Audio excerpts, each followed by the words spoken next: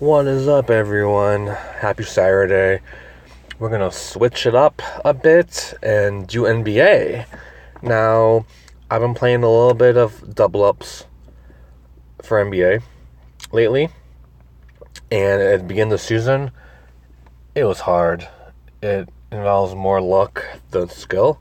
Now it's kind of evening up a bit. Also, I try to pick popular plays that I think everyone else is gonna pick. And lately, those guys are under 5% owned. They've been going off, but they've been 2 or 3% owned, which is kind of weird. So it's not as easy to predict who everyone else is going to play.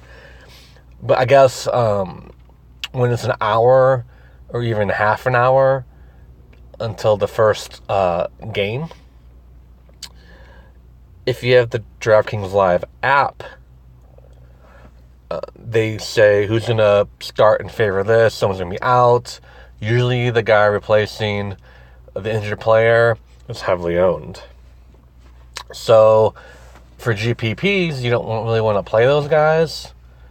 But for 50-50s and double-ups, you might want to.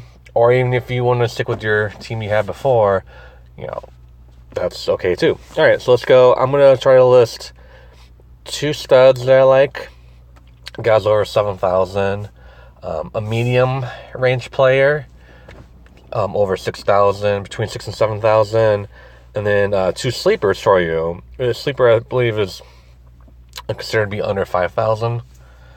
Now, we don't want to go too crazy tonight. So, we don't want to go too crazy and pick sleepers that are 3,000 for right now. Stuff may open up later, but as of noon Eastern time, these are my top 5 picks. I think if you want to go LeBron, he'll probably be heavily owned.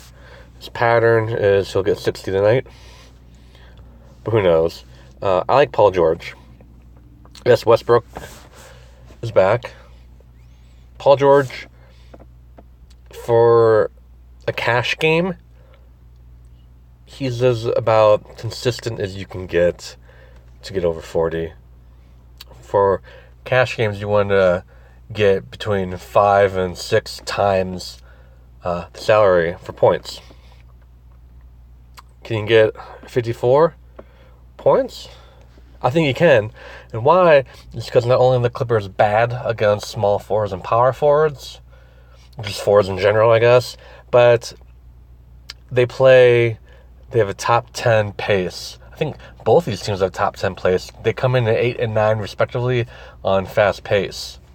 And the quicker you play, the more possessions you have, the more points you're going to score. More chances for rebounds, steals, and whatnot. So I think you can confidently play Paul George. So the Lakers play fast too. Look like Kuzma. I think basketball is just like baseball. If a player is consistently in the 30s and 40s, yeah, he might have a bad game. But for double-ups, you want consistent players day in and day out. Look at Kuzma. Since Brandon Ingram, I love Ingram. I love to watch him play. But man, the Lakers look like with LeBron and Kuzma that they're better without Ingram. So Kuzma is taking over the second spot. He's the Scottie Pippen to LeBron's Jordan. And he's just solid. He scores, rebounds, assists, everything. They're away. If it was in LA, I'd be more confident in this pick. But I think he puts up another 40-point game. Those are my two studs right here. Now, my middle player, between 6 and 7,000. Maybe everyone goes 8 and he's very inconsistent for cash. Someone who's more consistent is Aquaman himself, Steven Adams. And yeah, this is another pace of play game. Same game I referenced with Paul George. Don't be afraid to play him with Paul George. I'm not saying he's going to score 50 tonight, but mid-30s, his 6 times is 36 or 38. He can hit that. So plug him in. So Steve Adams was one of my favorite plays the last couple of years. His game has just evolved, and he's really good now. Now for sleepers, for a shooting guard, I don't like to pay up a shooting guard that much. Marcus Smart is apparently starting. And not only starting, he's playing significant minutes. And I see his bunch of 18, 19-point games. 6 times would be about 24, 25. He hasn't hit that too much. Detroit plays like at the 10th fastest pace. They're not that great against guards. I think he hits over 25 tonight. Like, he got shut out last game. He's had a bad. He only took 2 shots. I also like playing guys who had a bad game the night before. Now, if the guy has like 3 bad games in a row, he might just be cold shooting. But they were playing the Hawks. They really didn't need Marcus Smart to do anything in that game. Like, when they played a more competitive game against Washington, against the Wizards, he stepped up. They're on the road, and I'm trying to look if he plays better on the road. He plays pretty good on the road. So play Marcus Smart is only 4,600. And my 5th pick, my bona fide sleeper, who played a little bit last year, won me some big tournaments last year. Where is he?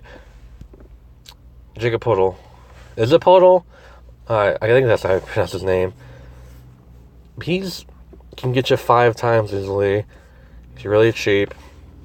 The Bulls are like the 15th fastest pace team, so they're in the upper half, the top half. The Bulls are really bad against centers and big man in general. And they're just in disarray. And Podol, if it's a blowout, he'll play a lot of minutes. If it's close, he should play a lot of minutes. But if he plays 20, 22 minutes, he's almost a point a play. And against the Lakers, he scored 31 in 24 minutes. So I'm not saying he's going to score 31, but if he does, hit 7 times our salary, and just thank me in the comments below. All right, guys. So let's gonna wrap it up for this video. It's a short one.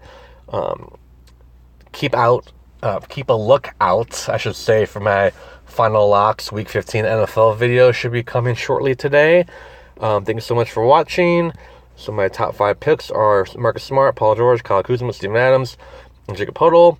I think that's a great foundation to start with today. And of course, things will change. I'm not saying all these 5 will make my lineup. Maybe only 2 will. Who knows?